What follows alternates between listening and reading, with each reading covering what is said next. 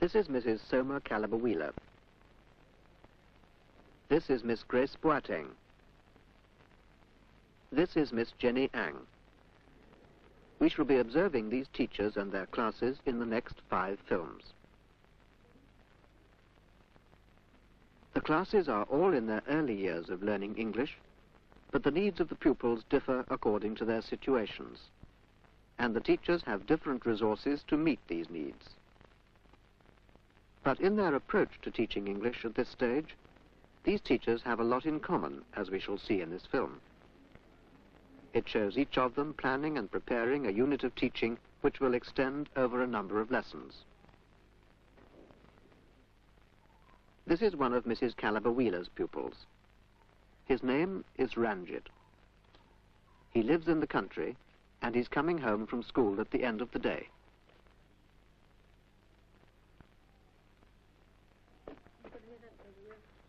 Ranjit doesn't speak English at home, or when he's playing with his friends at school.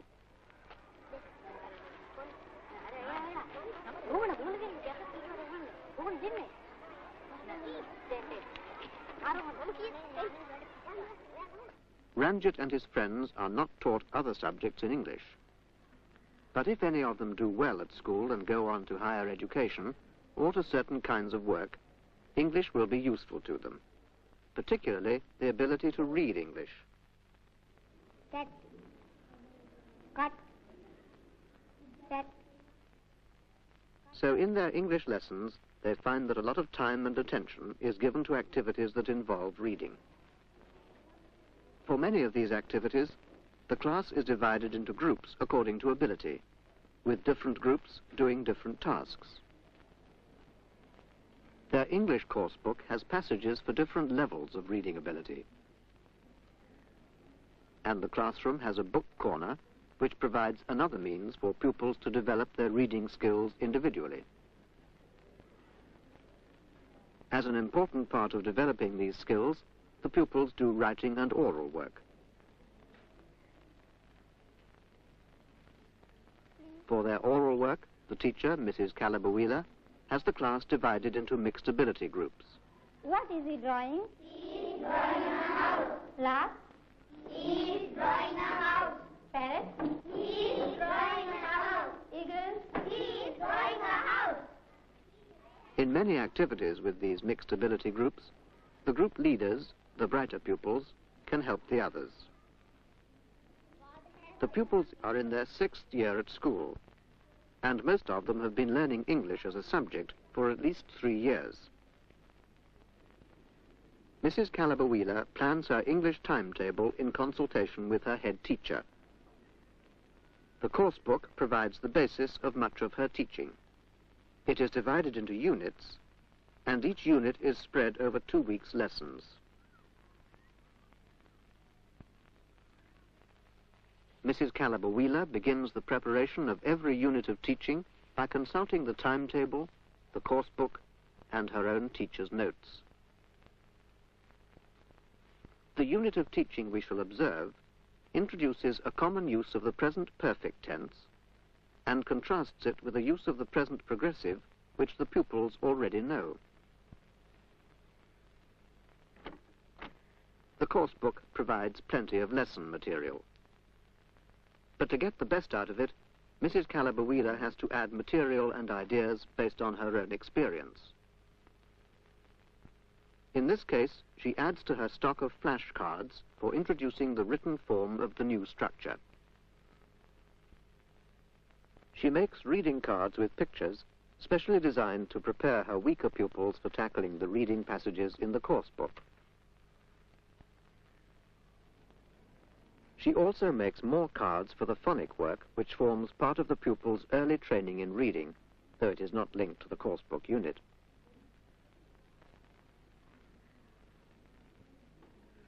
Mrs. Caliber-Wheeler has limited resources, so she uses things like old pieces of cardboard. And she has come to learn that cutting up cardboard, like the rest of her preparation, can be very hard work. Here she is preparing another reading exercise in the form of a jigsaw. But for Mrs. Caliber-Wheeler, group work is not just a question of preparing materials. On this lesson plan, she has worked out the activities for the different reading groups, and she has planned how to divide her own time most effectively.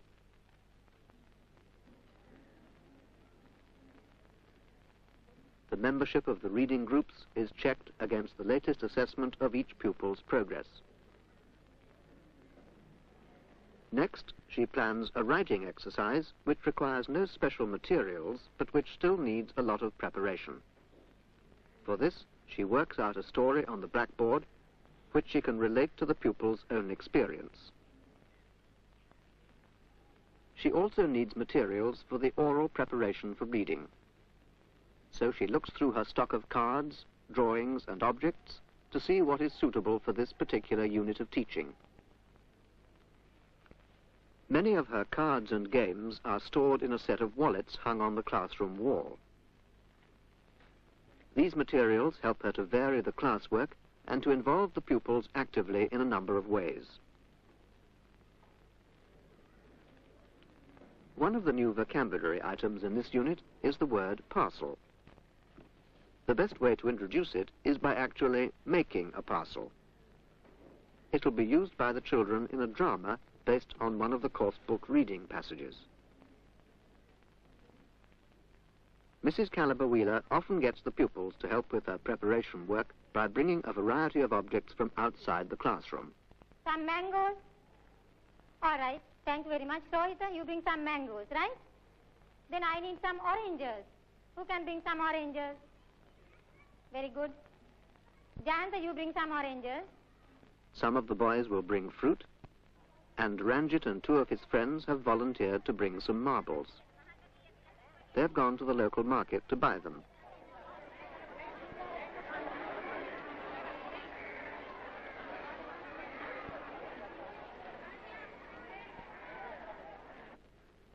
Before the first lesson of a new unit of teaching, Mrs. Caliber-Wheeler always checks through her materials and her notes to make sure that her preparation is complete.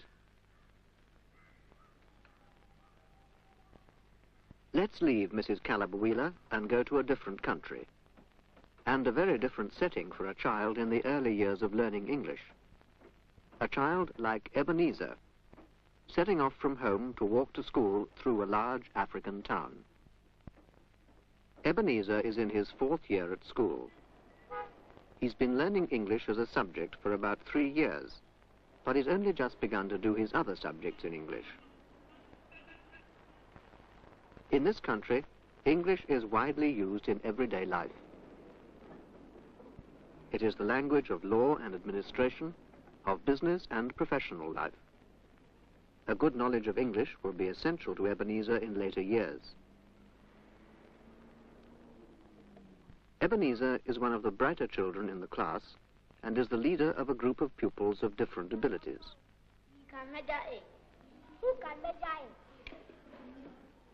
Richard Amway.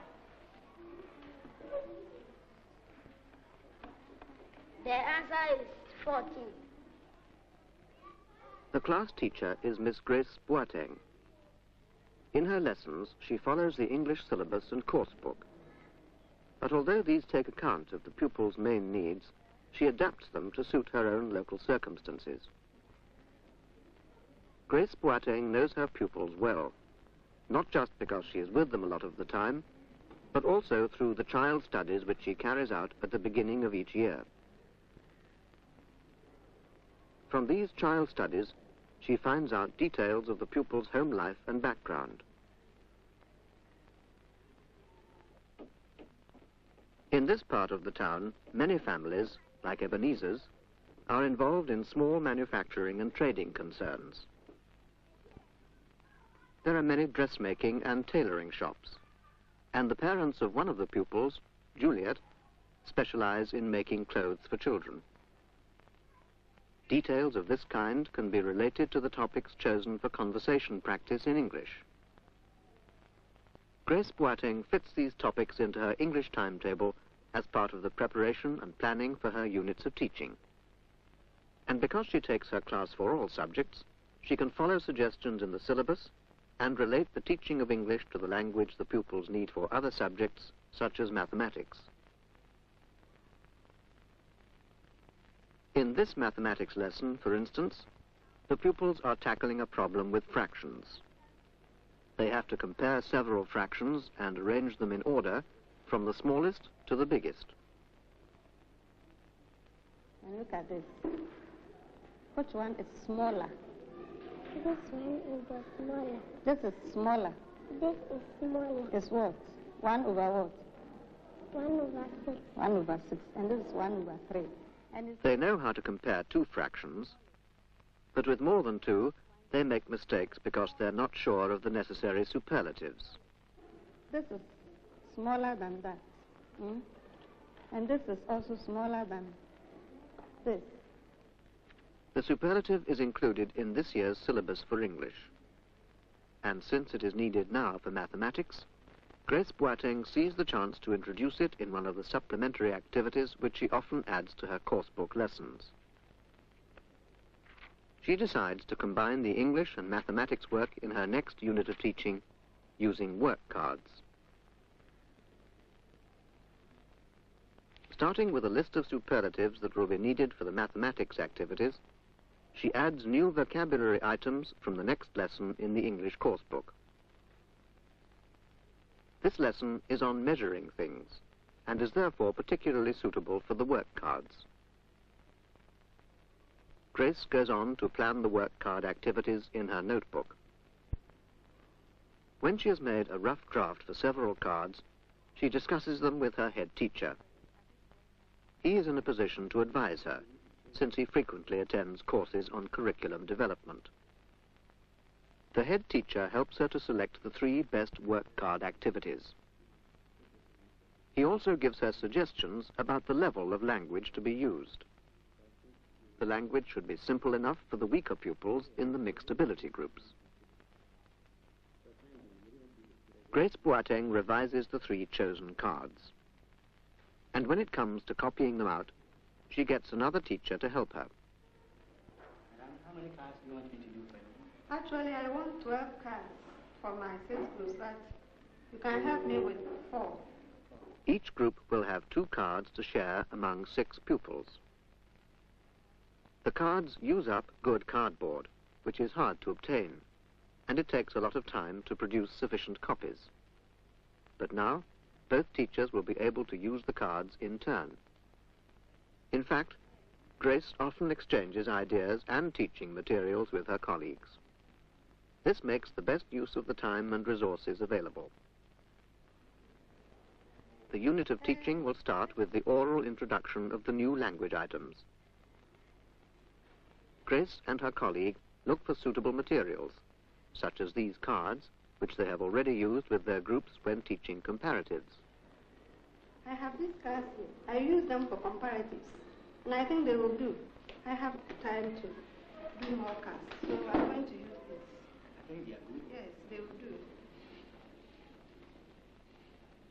They also check through their stock of objects like balls and sticks and stones. Grace decides that she will need more sticks and stones, and she gets her pupils to help her by fetching them from outside the classroom. Like Mrs. Caliber-Wheeler, Grace Boateng completes her planning and preparation by checking carefully through her timetable, her course book, and her notes. The setting for our 3rd class is a large city and seaport where English is widely used as a language of both national and international communication. Many of the children from the class we shall be observing live in big housing developments on the outskirts of the city. Here are 3 of them on their way to school. They're in their 3rd year of primary education. The pupils of their school come from different races and have different mother tongues, but they use English from their earliest years at school. They use it both as a language of instruction and for talking to each other as friends, sometimes even to do a job of interpretation.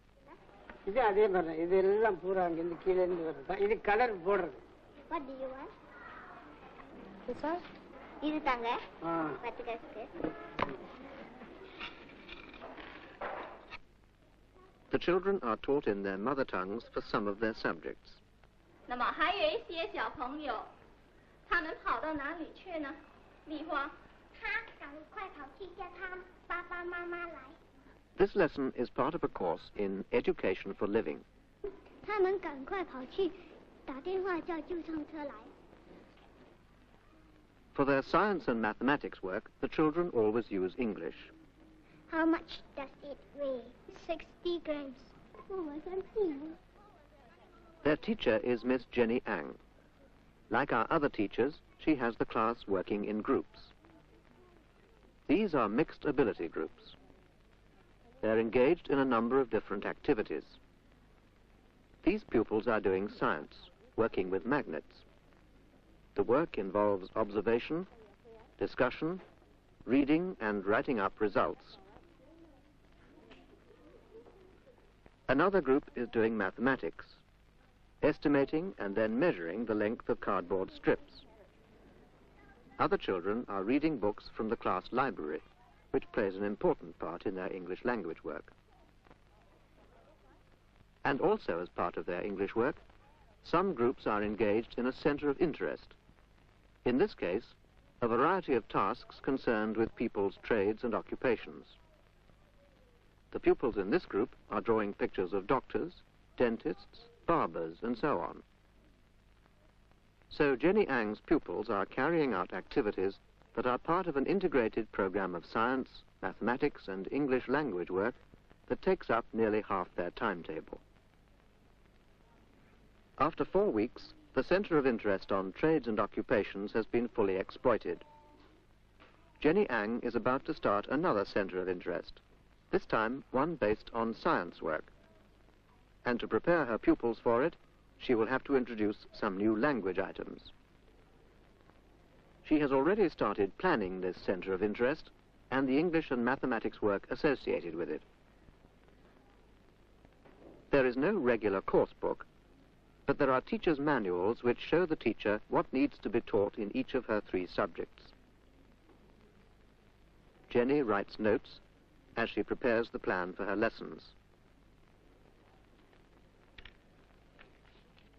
Her English language manual suggests that it will be useful to introduce a pattern that involves questions beginning "How do you know?" and answers beginning "Because." The pupils will need this pattern in their science work. Jenny checks through pictures, cards, charts, and tables for science, mathematics, and English activities. She is fortunate in having plenty of resources available for making teaching aids. But because there are no ready-made materials for the pupils, the teacher has to provide them. So she has a lot of work to do. She has to plan carefully how to use her materials, and of course she has to make many of them herself. Like our other teachers, she involves the pupils in her preparation work. The big pictures the children have been making can be used to practice the new question and answer pattern. The children have also been making puppets out of paper bags. They can ask and answer "How do you know?" questions about the trades and occupations which the puppets illustrate. The Science Center of Interest is concerned with birds and will include a visit to a bird park near the school. Jenny arranges the visit and collects some postcards which she can use as visual aids in the classroom. She also makes a large chart which the pupils will fill in after the visit to the bird park.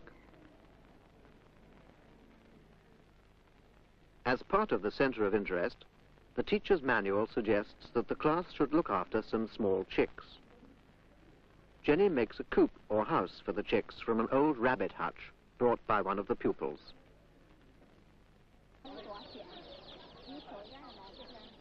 The chicks themselves are bought in the local market.